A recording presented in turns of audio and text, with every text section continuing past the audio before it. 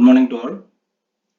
In this video lecture, we are going to know about heating and cooling of an electric motor. This is for third sem mechanical engineering students who are studying the subject electrical drives and controls. For that, we are going to draw heating and cooling curves. To draw heating and cooling curves, first we have to get corresponding equations. For that, we are going to know following mathematical derivations. The heating and cooling calculation of an electric motor are based on the following assumptions.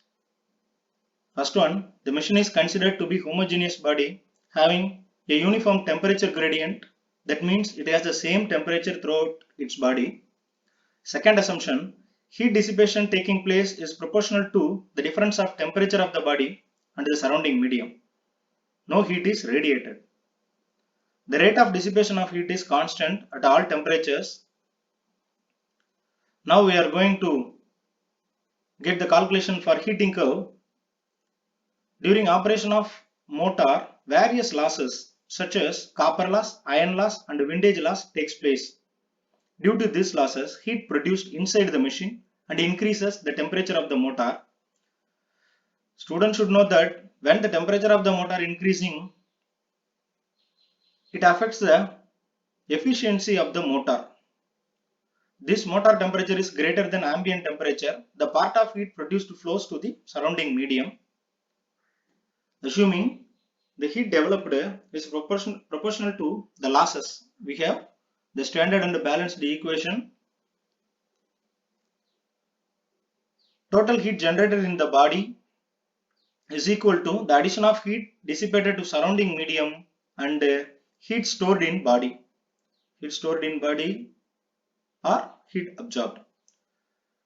For this equation, we can get the mathematical form, that is W dt is equal to A lambda theta dt plus GS d theta. Consider this equation as number 1, where W is equal to power loss, A is equal to area of cooling surface, lambda is rate of heat dissipation, G weight of active part of motor, S specific heat of the materials used in the body, theta temperature rise of the body, d theta temperature rise in a small interval dt, that is change in temperature. By rearranging the equation 1, W dt minus A lambda theta dt is equal to GS d theta. Look at here, the left hand side are dt, right hand side are d theta. So take dt as common. Now the equation becomes W minus A lambda theta into dt is equal to GS d theta. A lambda is taken outside. A lambda of W divided by A lambda minus theta into dt is equal to GS d theta. Next case, A lambda is changed into right hand side, that is multiplication changed into division. W by A lambda minus theta into dt is equal to GS by A lambda d theta. Again, in left hand side we have dt terms, in right hand side we have d theta terms. Consider this equation as number 2. The temperature rise reaches its maximum value. Then the body is said to have reached the maximum temperature rise, theta m. Therefore, the equation 1 becomes heat generated is equal to heat dissipated. When the machine attains maximum temperature rise, at the time no heat absorbed in the body, heat generated is exactly equal to heat dissipated. We are ignoring heat stored from equation 1. So heat generated is equal to heat dissipated, and the corresponding equation is W dt is equal to A lambda theta m dt. Here m is suffixed to theta. From this we can get the value of W, which is equal to A lambda theta m. In both sides we have dt, so it has been cancelled. Now theta m is equal to W divided by A lambda. Consider this equation as number 3. And substitute equation 3 in 2, we get dt whole divided by GS by A lambda is equal to d theta divided by theta m minus theta. Consider this equation as number 4. Now integrating equation number 4, we get A lambda by GS into T is equal to minus ln of theta m minus theta plus k. K is constant. Consider this equation as number 5. To find the value of k, we are introducing two conditions, that is time is equal to 0 and theta is equal to theta naught, which means when time is 0, at the time the temperature is considered as initial temperature called theta naught. Now introduce these two terms in equation number 5, which gives 0 is equal to minus ln of theta m minus theta plus k, and it gives a value of k which is equal to ln of theta m minus theta naught. Consider this equation as number 6. Now substitute equation 6 in equation 5. We get a lambda by gs into t is equal to minus ln of theta m minus theta plus ln of theta m minus theta naught. In this equation, we have ln terms at right hand side. For that, we are going to apply the formula that ln a minus ln b is equal to ln of a by b. The ln can be cancelled by introducing exponential term. This is what we are going to do in next step. See, e power a lambda divided by gst is equal to theta m minus theta naught in numerator, theta m minus theta in denominator. Now theta m minus theta into e power a lambda by gst is equal to theta m minus theta naught. We have cross multiplied. Now take theta at one side, remaining at opposite side, which gives theta is equal to theta m minus of theta m minus theta naught into e power minus of a lambda by gs into t. Consider this equation as number 7. Now we are going to introduce thermal heating time constant tau, which is equal to gs by a lambda. Tau is defined as time taken to reach 63.2% steady state temperature theta m. Now the equation 7 becomes theta is equal to theta m minus of theta m minus theta naught into e power t divided by tau, minus of t by tau. Minus here, instead of writing a lambda by gs, we are introducing tau. Here gs by a lambda is tau, but here we have a lambda by gs, so 1 by tau. It is written like e power minus of t by tau. Consider this equation as number 8. Motor starting from cool conditions, and hence theta naught is equal to 0 degree Celsius. Yes, at the time before starting the motor, temperature will be 0. So now we can apply 0 degree centigrade instead of theta naught in equation number 8. Substituting this condition in equation 8, we get theta is equal to theta m of 1 minus e power minus t divided by tau. This is equation number 9.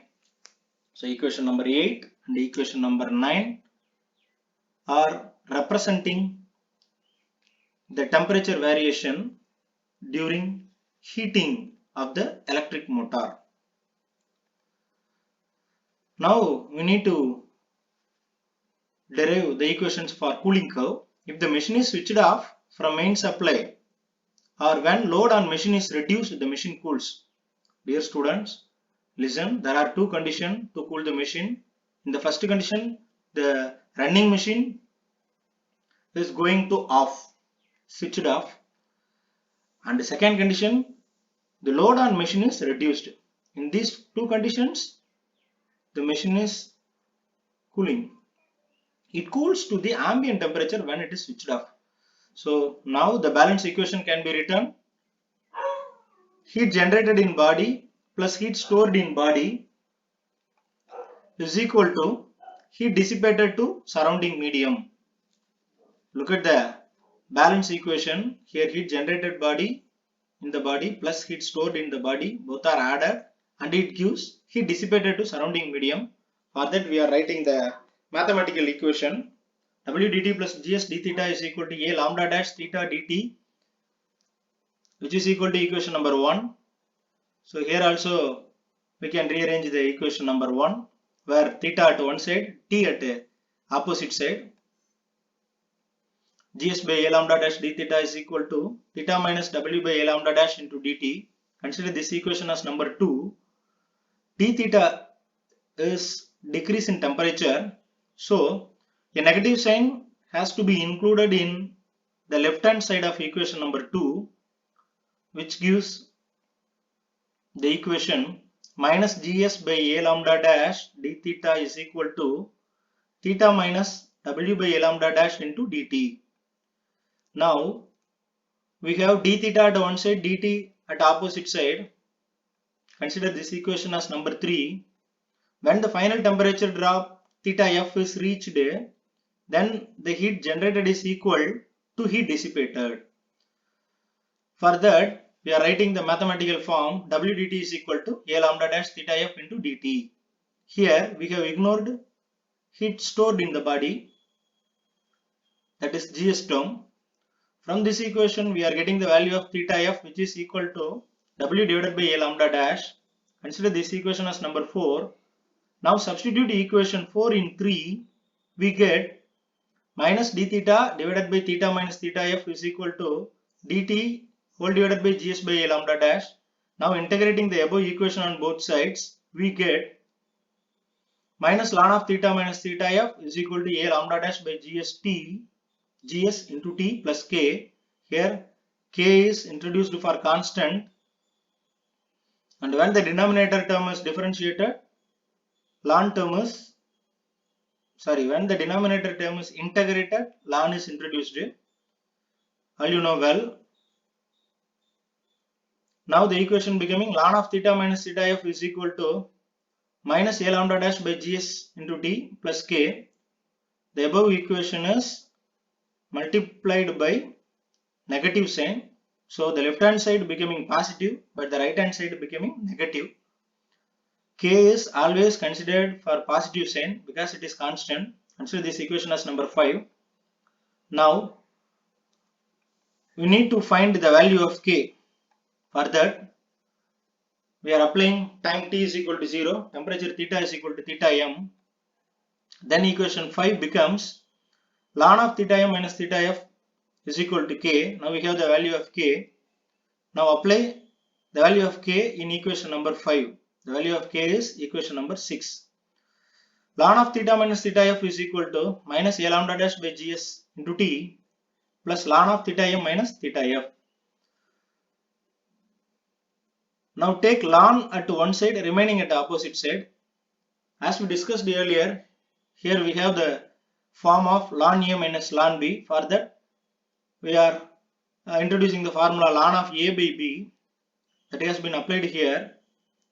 After that, to cancel ln term, we are introducing exponential on both sides, which gives the equation. Here ln is cancelled because of introducing exponential. Finally, we have theta minus theta f whole divided by theta m minus theta f at the left hand side, and right hand side the exponential term introduced. So e power minus a lambda dash by gs into t theta minus theta f. Now we are cross multiplying the above term. So theta minus theta f is equal to theta m minus theta f e power minus a lambda dash by gs. From this we can get theta at one side remaining at the opposite side, where gs by a lambda dash is equal to tau dash, which is equal to cooling time constant. In heating curve we introduced a heating time constant. In heating curve we introduced heating time constant. In cooling curve we are introducing cooling time constant. Tau for heating time, tau dash for cooling time constant. So after introducing tau dash, the equation becoming theta is equal to theta f plus of theta m minus theta f e power minus t divided by tau dash. Now exponential term is multiplied for theta m minus theta f, and then theta f term is taken outside, which gives the equation theta is equal to theta f of 1 minus e power minus t divided by tau dash plus theta m e power minus of t by tau dash. Student, here two steps are hidden. You can work out yourself one by one. Consider this equation as number 7. Now the above equation is suitable only when the load is switched off. So equation 7 becomes theta is equal to theta m e power minus t divided by tau dash, because there is no final temperature, because it is equal to 0. So now consider this equation as number 8. So finally we can get heating and cooling time curves. In x-axis we have taken time, in y-axis we have taken temperature rise. When the machine is in running condition, temperature increasing, which is called heating curve. See the curve we have drawn. It is gradually increasing. With the increase of time, the temperature increasing. This is maximum temperature rise. It is peak point. After that, the machine gets cooled by two conditions. One may be switched off, another one by reducing the load. We can follow any condition. In this situation, the temperature rise of the motor gradually reducing. So the time extends, the temperature reducing, because the load have been reduced or the motor is switched off. So during heating time, temperature rises. During cooling time, temperature falls. This is what we are understanding from this video lecture, that is heating and cooling of an electric motor. Thank you all.